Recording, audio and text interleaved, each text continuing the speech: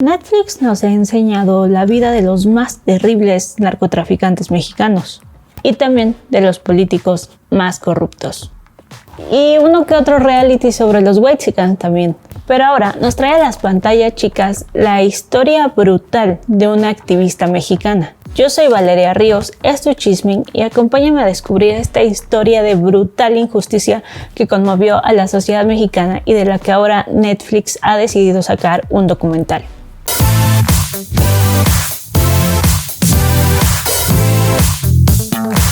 Netflix ya lleva bastante tiempo haciendo historias mexicanas basadas en la vida real, como quien dice, basada en hechos reales. Algunas tienen más elementos de ficción que otras.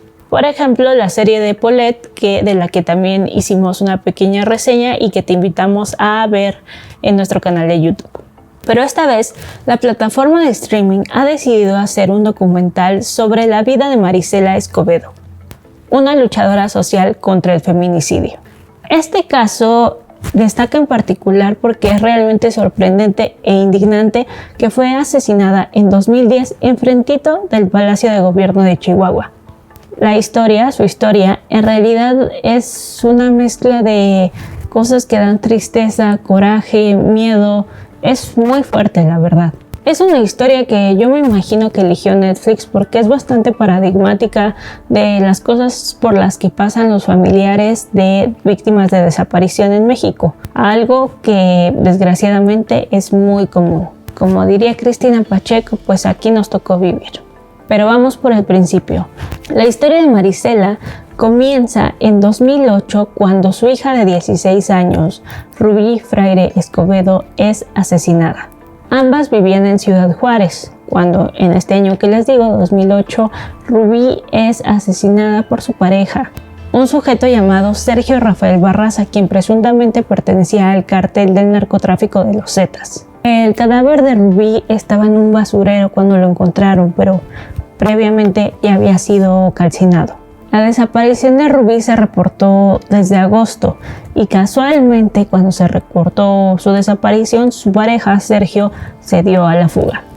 Además, Rubí y Sergio tenían una niña pequeña y Sergio se la llevó a donde sea que se haya ido. Marisela se vio obligada a convertirse a ella misma en detective ante el inactuar de las autoridades y encontró a Sergio en Zacatecas. Marisela, por sus propios medios, logró hacer que Sergio fuera a Chihuahua y en Chihuahua el mismo Sergio declaró en el Ministerio Público que él había sido el asesino de Rubí e incluso señaló el lugar donde había dejado el cuerpo.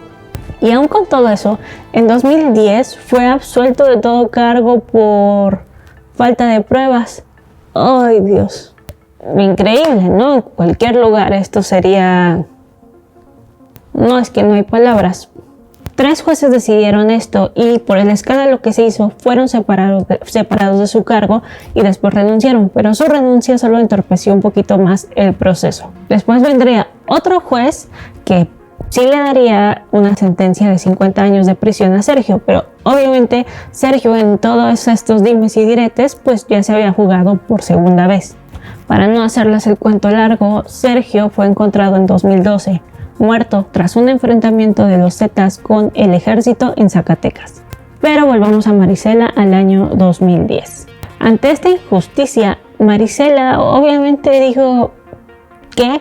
Entonces pues decidió ponerse en un plantón enfrente del Palacio de Gobierno de Chihuahua, enfrentito, para que la vieran, para que vieran sus exigencias, para que exigiera justicia por su hija. Y ahí duró 9 días hasta que fue asesinada a sangre fría por un sujeto llamado El Wicked, José Jiménez Zavala El Wicked. A él también lo encontraron en 2012 vivo y confesó que el crimen había sido ordenado por el cártel de los Zetas. La historia toma otro vuelco muy triste cuando se supo que el hermano de Rubí y la hija pequeña de Rubí, que eran los sobrevivientes de esta trágica historia, intentaron huir y fueron detenidos, fueron puestos en un centro de detención para migrantes en Estados Unidos. Lo que fue muy premonitorio y terrible fue lo que dijo Marisela unos días antes de su muerte para la televisión. No me voy a esconder. Si me va a venir a asesinar, tendrá que venir a asesinarme aquí para vergüenza del gobierno. Tengo amenazas por parte de él, o sea, de Sergio, de la familia. Él ya está involucrado con un grupo del crimen organizado.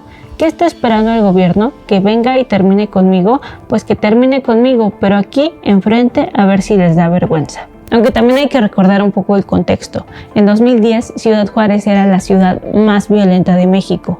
Pero Juárez ya tenía una larga historia con el delito del feminicidio. En 1993 se comenzó a contabilizar a las mujeres que eran asesinadas de una manera muy similar en la ciudad. Parecía un patrón que se repetía y se repetía.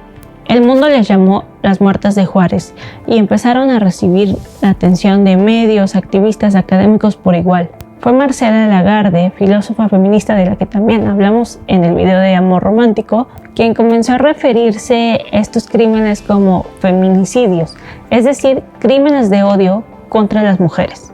Lagarde lo definió así: el conjunto de acciones que tienden a controlar y eliminar a las mujeres a través del temor y del daño, y obligarlas a sobrevivir con el temor y la inseguridad, amenazadas en condiciones humanas mínimas al negarles la satisfacción de sus reivindicaciones vitales. Es decir, no solo el crimen es contra la víctima, sino contra todas las mujeres, haciendo que tengan miedo de ir por las calles, miedo de salir a trabajar, miedo de existir.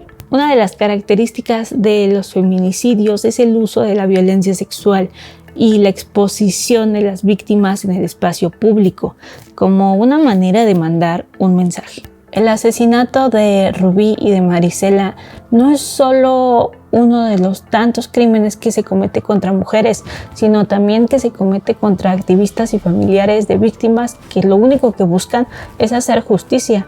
En realidad el caso sigue en la impunidad, no se ha esclarecido. En una entrevista para Vice que hicieron los realizadores de este documental, comentan que consiguieron los diarios de Marisela, por lo que a lo mejor cómo encontró a Sergio queda más detallado en la serie. Pero pues también dicen en la misma entrevista que les gustaría que la gente volviera a recordar este caso, que si bien han pasado 10 años, han sido 10 años muy intensos en los que hemos escuchado todo tipo de historias aterradoras, desapariciones, muertes, feminicidios, y que todos los días estamos recibiendo esa información y que un caso indignante es superado por otro y otro así todos los días. Bueno, yo me siento un poco así, la verdad. Entonces me da mucha curiosidad saber cómo Netflix va a resolver este caso, cómo llevar a un documental un caso tan difícil. Y bueno, la investigación periodística de este trabajo corrió a cargo de Carla Casillas y Alejandro Melgoza, dos periodistas mexicanos muy reconocidos y muy capaces.